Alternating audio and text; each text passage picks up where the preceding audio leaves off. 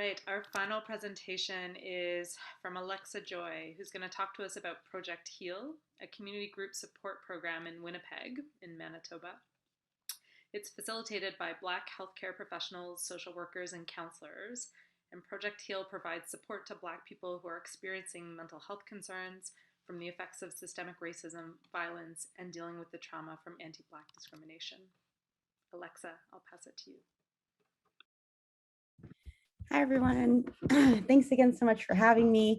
I'm gonna share my computer in one sec, but yeah, I just wanted to give a quick and brief, I guess, rundown of Project HEAL, why it started, and the need for it. So, we've heard from great speakers from across the country, but if anyone has ever been to Manitoba, I think the both isolating experience it can create, not just in our weather.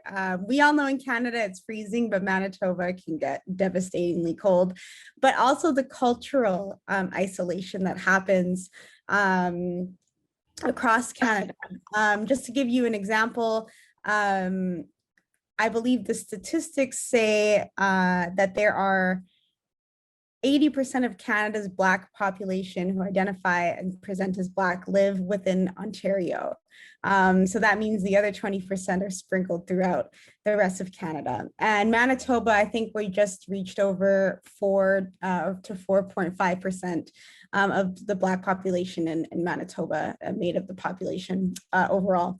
So in 2018, there was a lot of discussion happening around mental health resources, or rather lack thereof, that were culturally sensitive and significant to different communities. With the amount of anti-Indigenous racism that exists in Manitoba, the work that we were doing with Black Space Winnipeg was kind of really building from this misconception that first, Black people didn't exist in the prairies, and second, that we were also a happy utopia, multicultural, those common sentiments that are conveyed in a Canadian discourse, that racism does not exist up here. But as we've all seen, whether in the discourse of Black Lives Matter, or anti-Indigenous racism or Islamophobia, that racism, systemic white supremacy is quite real within our country's borders.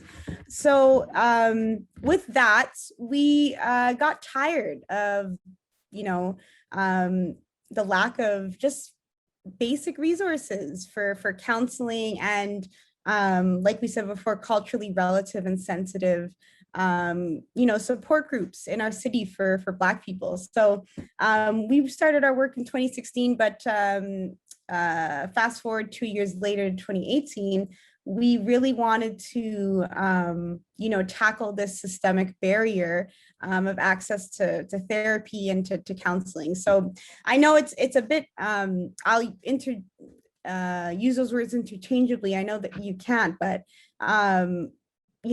roughly, we couldn't call ourselves a therapy group because we were inviting registered therapists or coaches or social workers to come speak to our group, but at the same time, we weren't really we couldn't offer therapy because we weren't, a licensed organization to do so.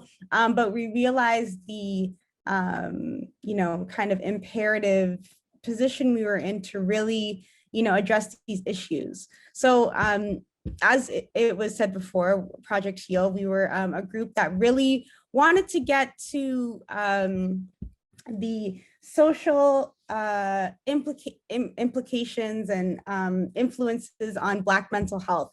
And in Winnipeg, there was nothing at the time that really existed for Black mental health, and to provide not only a healing space, but a safe space for Black people to just come, share their experiences, learn how to cope with these, challenging mental health concerns, and, offer support to each other. So we ran this program for successfully for 2 years. And we took a bit of a hiatus in in between 2019 and 2020 because I'm a grad student, so I left Winnipeg for school, obviously. And then, you know, last year with the amount of, and this is where we rebooted the program, with the overwhelming displays of anti-Blackness, not just in Canada, but internationally. We really wanted to offer an online safe space for Project Heal and to kick off our group again. But it was very difficult, as I'm sure we've all experienced running online programming in a nonprofit setting, or a grassroots collective has not been the easiest to do, especially, you know, you lose a real sense of community almost, and that intimacy that you can do with in-person programming. So the online wasn't the ideal, but it was, you know, what we had to work with, because there were so many just concerns about, you know, what do we do now? This was the big question post George Floyd was, you know, there was this undeniable attention that we could no longer sweep things under the rug. And, you know, what I think last summer achieved in that sense was this like revitalization of, you know, how Black trauma continued to trend, and then the lack of institutional, provincial, federal resources that are really out there to help people. So let me just share my screen. Okay, so I just wanted to play this video. This is Nedu Ejekam and Leslie Hackett, who are now the current facilitators of Project Heal. It started first with Sapphire McLeod and Nadu, and Leslie on the left is a registered family and marriage counselor, and Nadu is a social worker, also to do his master's at U of T. So, you know, the prairies always loses people to Ontario. I don't know what happens in other parts of Canada, but we're trying to reshift. But let me refresh this so you can just hear kind of where Project Heal is at right now. I'm one of the co-facilitators for Online Project Heal. I'm Leslie Hackett. I'm the other co-facilitator of Project Heal, and I'm really looking forward to talking about Blackness and wellness and how they influence each other. Some of the topics we'll be talking about will be coping with trauma and challenges to mental health, healthy relationships and communication, and dealing with racism. We're really excited to do this program. We've got a lot of other professionals, therapists, and social activists that are going to be joining us for this program. So yeah, we're really excited. We think it's going to be great. Okay, so I wanted to share that just to give you kind of a heads up of where. My name is Nedu Ejekam, and I'm one of the. Of where we're at with Project Heal. Right now, I've obviously stepped back from the program, but what Nadu and Leslie are trying to achieve is really this institutionalization of Project Heal, because as I'm sure people on this call who have experience in either community work or activism or, you know, grassroots, radical, whatever, it's exhausting and it'll burn you out, and you can only do so much for so long without institutional support, resources. There are, I don't know how many, I think almost 10 different organizations that are dedicated to either counseling services, therapy, or mental health in Manitoba, and zero really had any specific programming or services for, you know, Black mental health and or Indigenous and other people of color, and the lack of support was really alarming, which is why, you know, we take matters into our own hands. This is what we do as radical practitioners and activists and, you know, dedicated social workers. When you don't see what's happening on an institutional level, you know, you make those pivots and systemic changes as you need to. So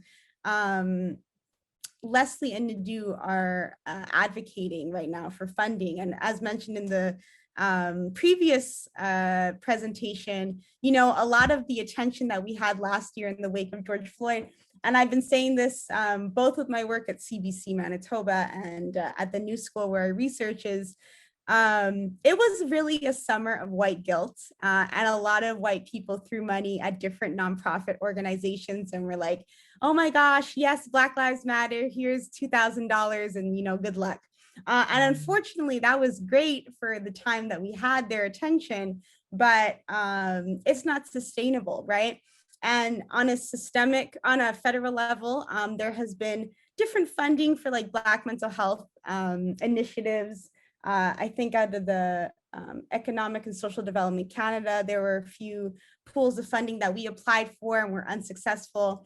And it's really funny that we were unsuccessful because we were actually doing the work. We had safe space policies. We brought in everyone from registered sex therapists to marriage counselors to life coaches to nutritionists. We really took the idea of mental health in all of its, all of its elements. We didn't just want to talk about that. Yes, we were connecting it to here are the mental